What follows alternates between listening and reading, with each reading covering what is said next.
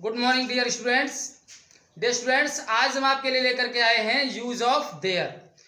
The role of there is very important in English. English में there का जो प्रयोग है बहुत ही महत्वपूर्ण है। आइए हम आपको बताते हैं डिटेल से देयर का प्रयोग। यूज ऑफ देयर, देयर का मतलब होता है वहां। यस डियर स्टूडेंट्स, ये एक एडवर्ब है। एडवर्ब जो पूर्व उल्लेखित स्थान के लिए प्रयोग की जाती है। देखिए, हमने कोई सेंटेंस लिखा, कल मैं आगरा गया। आगरा गया, तो ये एक स्थान का नाम है आगरा। ये आगरा एक स्थान का नाम है जिसकी हमने चर्चा अभी की है, जिसका उल्लेख अभी हमने किया है। कल मैं आगरा गया और मैंने वहां ताजमहल देखा। और मैंने वहां ताजमहल देखा, तो ये हम जो है देर के लिए प्रयोग करेंगे स्थान के लिए, कि जैसे और मैंने वहां, ये जो स्थान है वहां आगरा के लिए ही प्रयोग किया गया है। पहली बार चर्चा इसकी हुई आगरा के रूप में। दोबारा जब इसकी हम चर्चा करेंगे तो इसका प्रयोग देर किया जाएगा। जैसे कल मैं आगरा गया, तो I went to Agra. Past indefinite tense हमारा, तो second form I went to Agra yesterday. इसके बाद दूसरा सेंटेंस शुरू होता है हमने, और मैंने वहां ताजमहल देखा। एंड आई सॉ, सी की second form, I saw the Taj Mahal there. और मैंने वहां ताजमहल देखा। तो ये देयर है, यहां आगरा के लिए प्रयोग किया गया है, जिसका दोबारा हमने उल्लेख किया है। तो पहला ये सेंटेंस आपकी अच्छी तरह समझ में आया होगा। जैसे वह आगरा, जैसे कोई भी स्थान ले सकते हैं, वह दिल्ली में रहता है। दिल्ली में रहता है। मैं भी वहां जाऊंगा। मैं भी वहां जाऊंगा। तो ये टेंस हमारा प्रेजेंट इंडेफिनिट है। He lives in Delhi. वह दिल्ली में रहता है। मैं भी वहां जाऊंगा, तो मैं आई, ऑल्सो मैं भी, विल गो। जब किसी चीज को हम पुष्टि से और प्रेशर से और जोर लगा कर कहते हैं, पक्का श्योरिटी के साथ, तो आई और वी के साथ में जो शैल का प्रयोग होता है वहां हम विल का प्रयोग करेंगे। I also will go there. एक बात ध्यान रहे कि देयर से पहले कभी भी टू का प्रयोग नहीं होगा, क्योंकि ये एडवर्ब है और एडवर्ब से पहले कभी भी हम टू का प्रयोग नहीं करते। Yes, I think all of the students must have understood it very well. Now the next point is that, please note it down. Yes dear students, next इसका रूल है सब्जेक्ट के रूप में। सब्जेक्ट के रूप में देर का प्रयोग किया जाता है किसी के अस्तित्व, संख्या या मात्रा की चर्चा में। अगर किसी भी वस्तु, व्यक्ति, स्थान का अगर कोई अस्तित्व हो तो देर का प्रयोग हम सब्जेक्ट के रूप में करते हैं, जो कि साइलेंट रहता है। देर का मतलब यहां वहां से नहीं होता है, इसका कोई अर्थ नहीं होता है। इसका एग्जाम्पल हम आपको दे सकते हैं। आगरा में ताजमहल है। आगरा में ताजमहल है, तो यहां ताजमहल का अस्तित्व हो गया। ये ताजमहल एग्जिस्ट करता है किसी सिटी में, तो हम क्या करेंगे, देयर इज द ताजमहल इन आगरा। तो ये जो देयर है साइलेंट है, इसकी जो मीनिंग है वो हिडन है, छुपी हुई है, इसका मतलब वहां नहीं है। तो देयर इज द ताजमहल इन आगरा। आगरा में ताजमहल है। और जैसे हमने सेंटेंस कहा कि क्या बर्तन में कुछ दूध है। क्या बर्तन में कुछ दूध है। क्या बर्तन में कुछ दूध है। तो यहां पर इज़ारेम का प्रयोग होगा बी का, तो क्या के लिए हम इज पहले लगाएंगे, इज। सब्जेक्ट हम देयर का प्रयोग करेंगे, इज देयर कुछ दूध। तो कुछ की मीनिंग नॉर्मली जनरली हम क्या लगाते हैं, सम, लेकिन जब हमारा सेंटेंस इंट्रोगेटिव होता है या नेगेटिव होता है तो यहां पर हम कुछ की मीनिंग लगाते हैं एनी।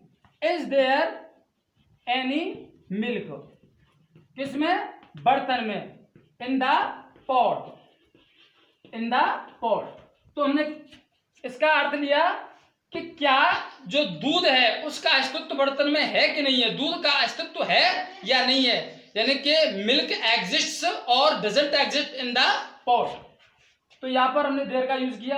उसके बाद जैसे कोई संख्या की चर्चा हो, जैसे मेरे बाग में या मेरे बगीचे में बहुत से पौधे हैं। तो ध्यान दीजिए यहां पर ये बहुत से पौधे एग्जिस्ट करते हैं, अपने अस्तित्व को दर्शाते हैं। दूसरी बात ये होती है कि ये संख्या बता रहे हैं, बहुत से पौधे, यानी कि संख्या की चर्चा की जा रही है मेरे बगीचे में। तो यहां सेंटेंस में हम देयर का प्रयोग, देयर आर, उसके बाद many plants in my garden.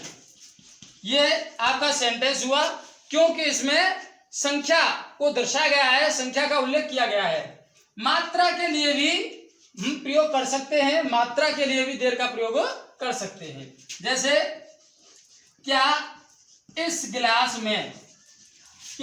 गिलास में थोड़ा सा दूध है, तो ये थोड़ा सा दूध है। यहां पर इज लगाएंगे, इज लगाने के बाद में देयर लगाएंगे, इज देयर थोड़ा सा दूध यानी little milk, is there little milk in this glass. यहां हमने मात्रा को यानी क्वांटिटी को बताया है, तो देयर का प्रयोग किया जा सकता है। तो बच्चों अगर कोई आपके डाउट्स हो उन्हें क्लियर करने के लिए आप हमको कमेंट कर सकते हैं, आप इसको नोट कीजिए। इसका हम नेक्स्ट रूल और बताते हैं।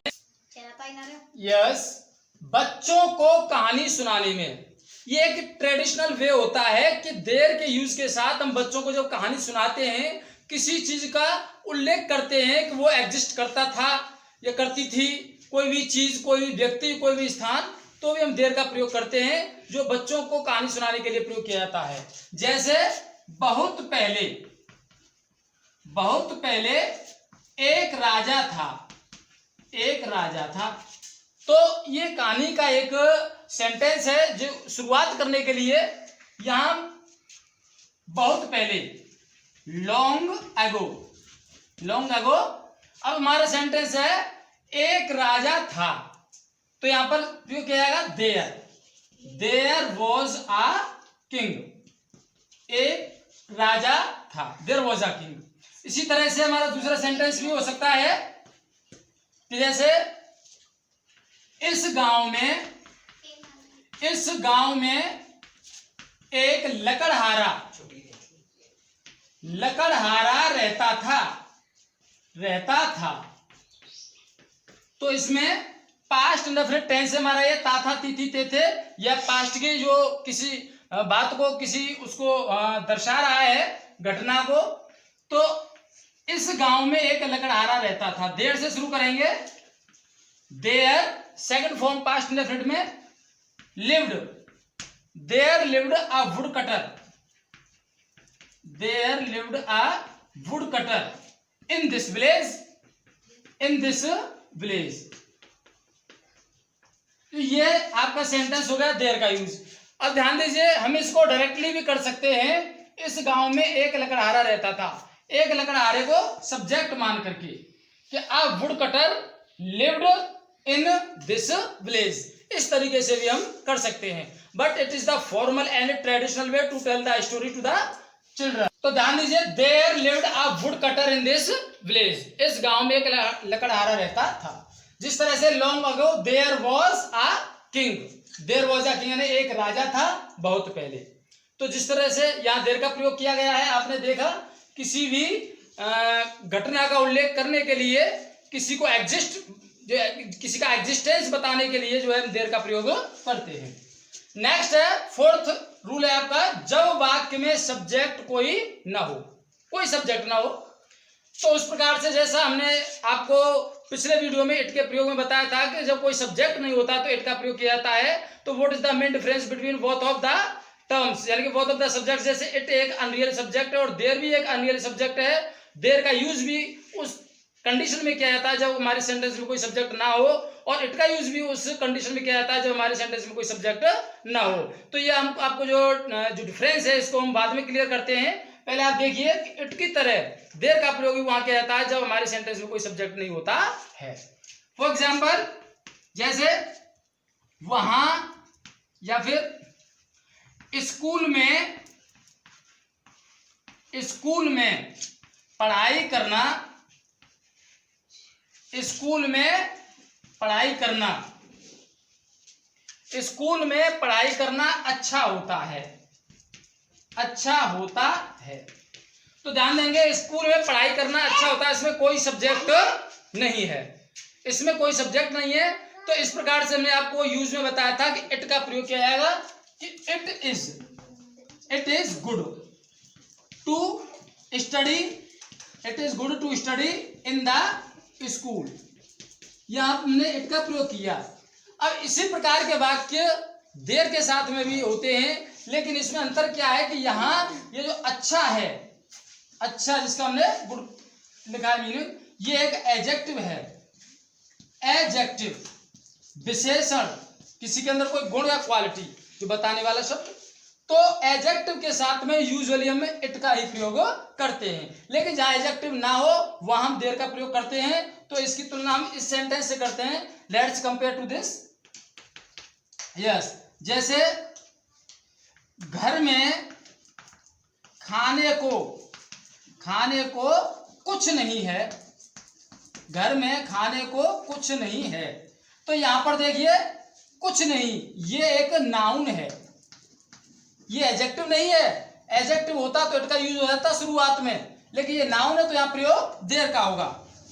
There is nothing, there is nothing, there is nothing in the house, in the house. और खाने के लिए टू ईट, वर्ब से पहले टू ईट लगाते हैं। तो यहां हमने देर का प्रयोग किया। और दूसरा एक एग्जांपल और देखिए कि देर का प्रयोग, देर आर मैनी वेज, यानी इस समस्या को हल करने का एक तरीका है, एक तरीका है। तो there is a way, there is a way to solve this problem, to this. तो यहां पर एक तरीका, ये जो शब्द है एक तरीका, जिसका मतलब अवे, ये एक नाउन है। नाउन, ये नाउन है, इसीलिए हमने यहां एज ए सब्जेक्ट देर का प्रयोग किया है।